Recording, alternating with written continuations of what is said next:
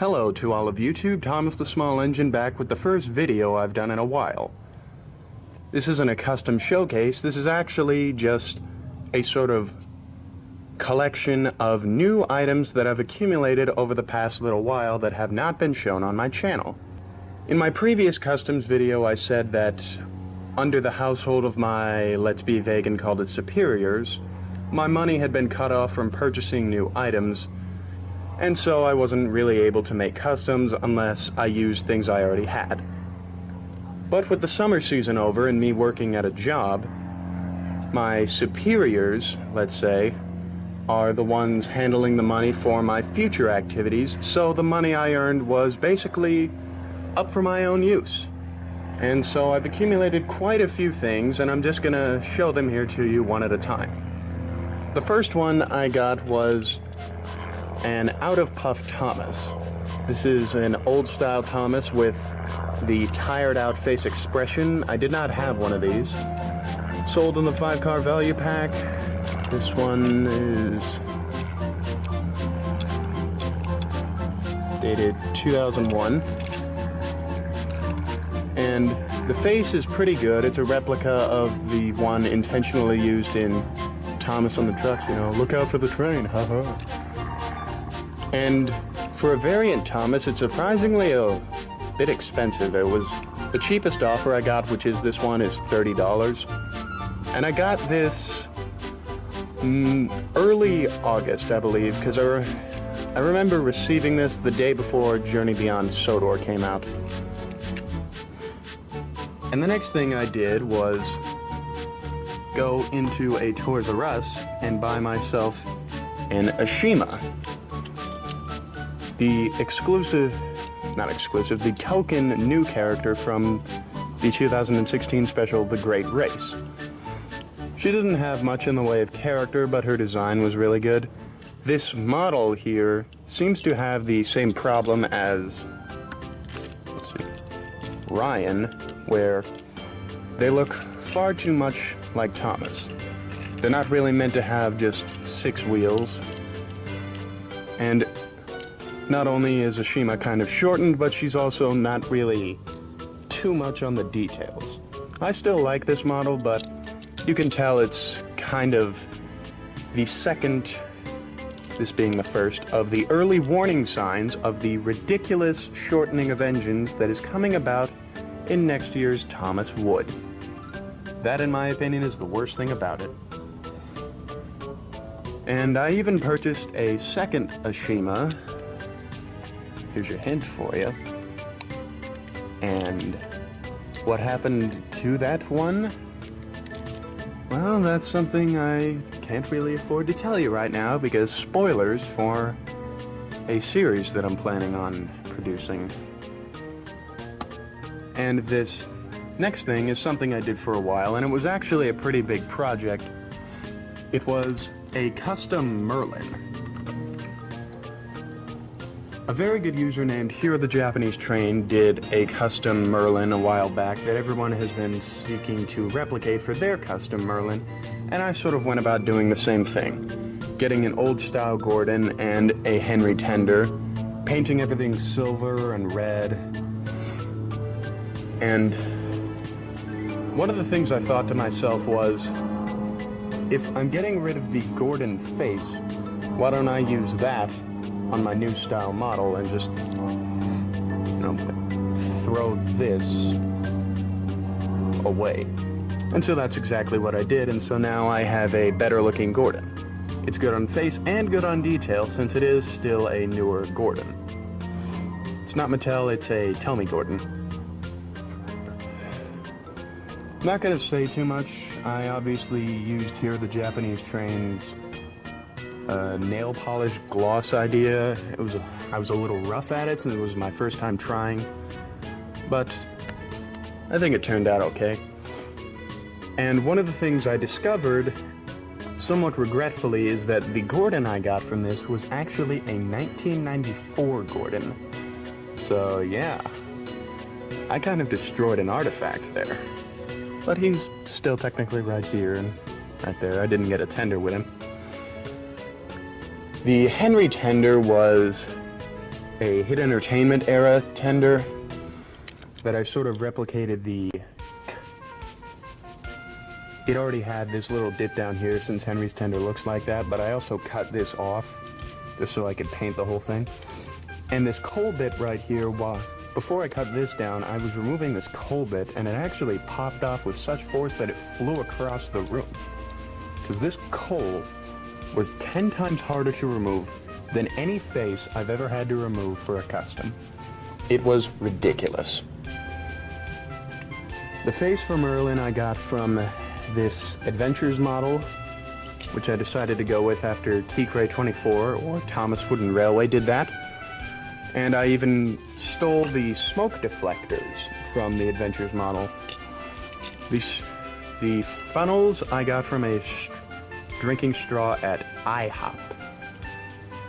Yeah, IHOP. Who'd have thought?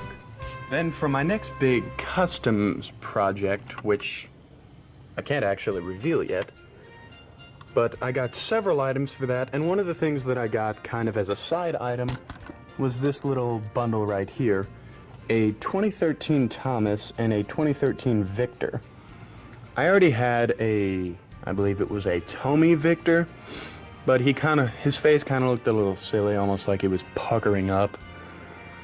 And I primarily got it just because I wanted a 2013 Thomas for the customs project I'm working on, which will probably be my next video. But I cut off the face of it, and it was somewhat regrettable to actually lose a 2013 Thomas, since that one is essentially a perfect replica of the CGI model. But I did paint over that. But before I actually purchased these two, I was attempting to purchase a 2013 Thomas on its own, but the seller gave me a 2016 Thomas, meaning it had the smaller, stupider face.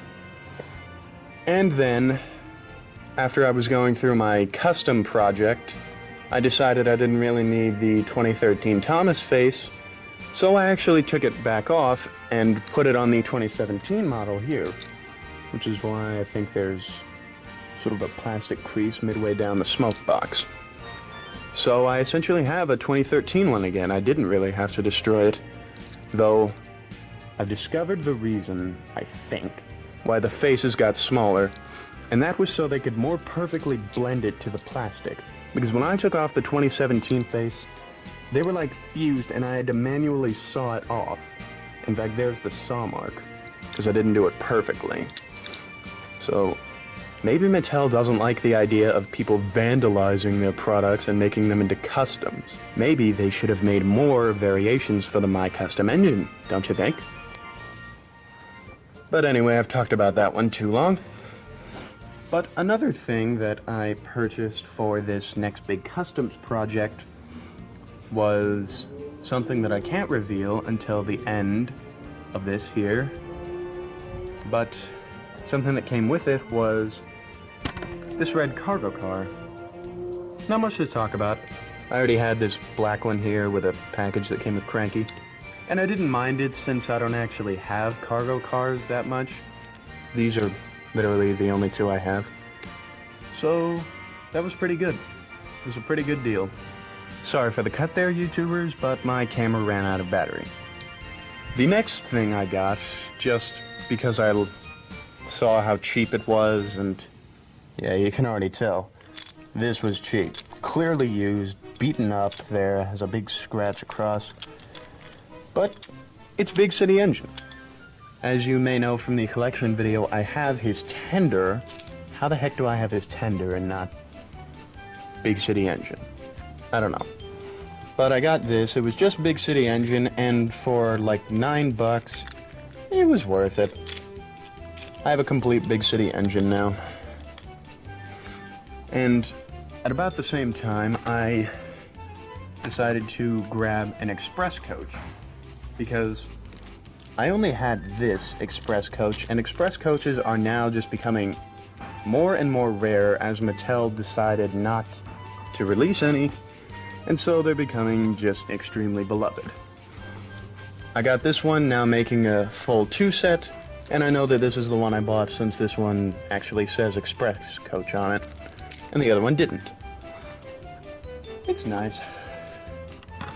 And the next thing I bought in Toys R Us was a racing Vinny, courtesy of MPS Review. I thought, yeah, that'd be a cool item to pick up, especially going along with Ashima from the Great Race. I have no plans to really use them for anything, but I thought it'd be a good purchase, and I'm happy with it. And this next line of purchases, which takes up most of the rest of my video, was something I was very happy about. As I realized more and more that I could use the job money to my advantage, I decided to go all out and get some rare items.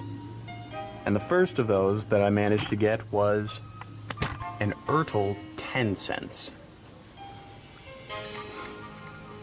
I haven't expressed in the YouTube videos, though I had on Twitter, that in addition to being Thomas, I also really like Tug's favorite episode is High Tide. And this is also my first Odle. I don't know much about the Odles, but if they're like this, made out of metal, then they're pretty good quality. Say hello, 10 cents. He's missing his lifeboat back there, but I'm pretty satisfied with him. I don't have any plans on getting an Odle Sunshine. And I actually got this item in a pretty slick auction move. This item was on eBay from a UK seller up on bidding, and I'd bid earlier, bidding, say, 15 Great British pounds, and I was easily outbid the next few days, but then I had a plan to go for about 25 Great British pounds, which is about 33 US dollars. And I had a plan to wait till the very last minute because the bidding hadn't actually moved at all since I was outbid in like 4 days. And so I'm watching the bids just getting closer and closer to the end time. Nobody's bid. 1 minute left. Somebody bid. I'm scared that I might be outbid, but at 10 seconds I put it in. I'm the highest bidder, and then 4, 3, 2, 1, I got it. And Odle 10 cents, I don't know if Turtles is actually jealous or not, but it's cool to have. My first Odle, my first Tugs model, and a very good product. But then, the greatest item in my collection, or at least the rarest, came on. When 2 weeks later, I found another set of auctions, and my very first purchase from that auction was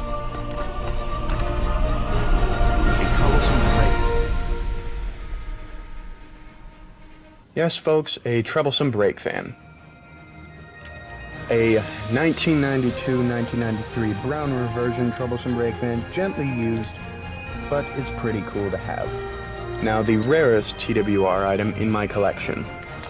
And you can rest assured that while this is a false white face, this right here is a real troublesome brake fan. And this is a real great troublesome truck, but who cares?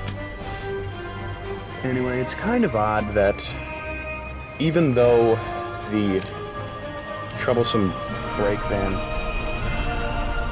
this is the earliest version, this is actually the more common one, as it's harder to find a black roof version as I see. Many eBay auctions are brown roof troublesome brake fans and no black roof. And so it just kind of puzzles me. This I got from a seller who was selling a ton of rare items, including 4 troublesome brake fan offers, and this was the cheapest one. Started off at about 50 bucks, and I bought it for 70 plus $5 shipping. And just like the 10 cents over there, I barely managed to nab this, it only coming in around 10 seconds. And I won the second rarest item in the Thomas Wooden Railway. It's pretty satisfying to have. And about 20 minutes later, the very same seller actually had an auction up for a cargo ship. It didn't have any blocks, but nobody was bidding on this, and for 40 bucks, I thought this was pretty good, since I'd seen other eBay auctions sell this thing for like 100 to 150. And as a companion piece there to the Sotor Bay tugboat It's cool. It's cool. And the next item was actually something that the seller also had as an auction, but I didn't win that one because I put my bid in 30 seconds left as opposed to 10 seconds left. Lesson learned. And I was outbid, but I found actually a cheaper offer for the Crosby Station cargo truck.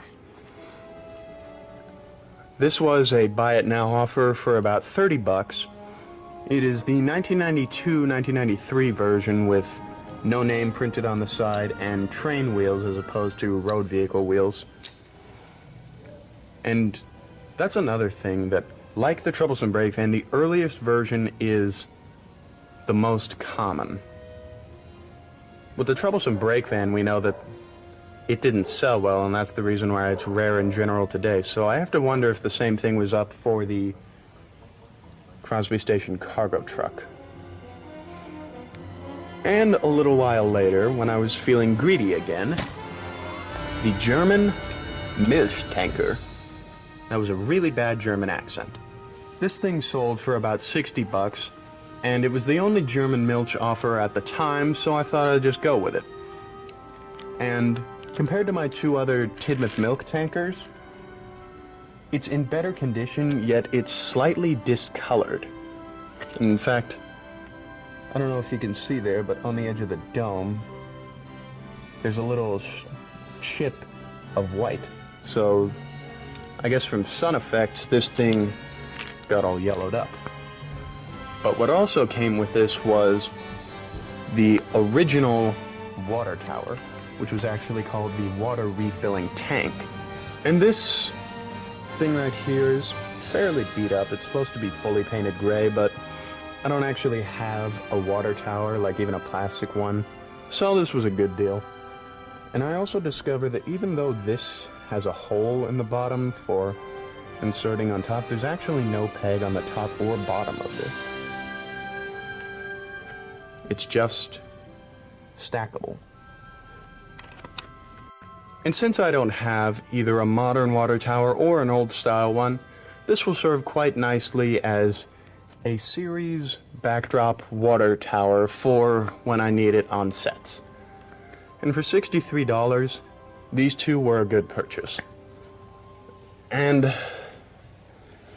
kind of last is this kind of custom project, the Busy as a Bee James.